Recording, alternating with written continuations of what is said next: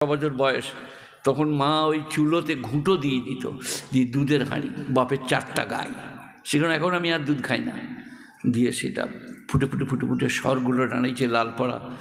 আমি একবার চেয়ে দেখতাম মা কী করছে, আসরের নামাজ পড়ছে, ফাঁ করে পেছনে মেরে দিয়ে ছাঁ করে নিয়ে মেরে দেয় ছোট।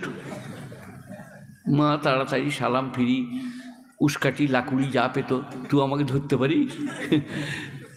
তুই হচ্ছিস সারা বিবি, আর তোর মায়ের নাম হচ্ছে বাদশাহজাদি, আর আমার নাম শওকত আলী ইবনে আব্দুল করিম। সে ছুট আলাদা ছুট,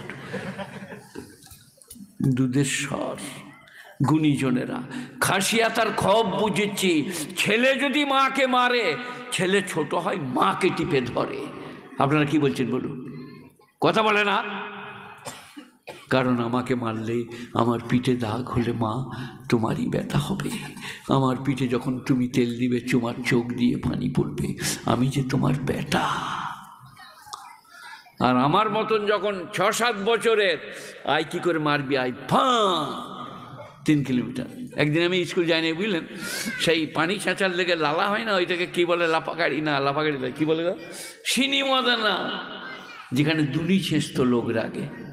সিনিমাদনা এই বুঝতে পারো না? সিনিমাদনা বুঝিস? যেখানে দুনি ফিট করে, বাঁশটা নামিয়ে পানি তোলে আর ছাড়ে, ওই সিনিমাদনায় আমি লুকিয়েছিলাম, স্কুল যায়নি। কি আমার বাপকে বলে দিয়েছে, বাপ ডাং হাতে করে যেমনি এইছে, আমি উঠেই মেরে দিলাম ছুট। আর বাপজি দারুণ ছুটতে পারতেন, কিন্তু তুমি আমাকে ধরতে পারো? আমি তোমার বেটা, এক ছুটে নানিদে ঘর, রেল পেরিয়ে। সালা ঘরই যাবো না এখন 2 দিন, নাহলে রাগ আছে মারবে। এই যে এটা হলো খব, ভয়ে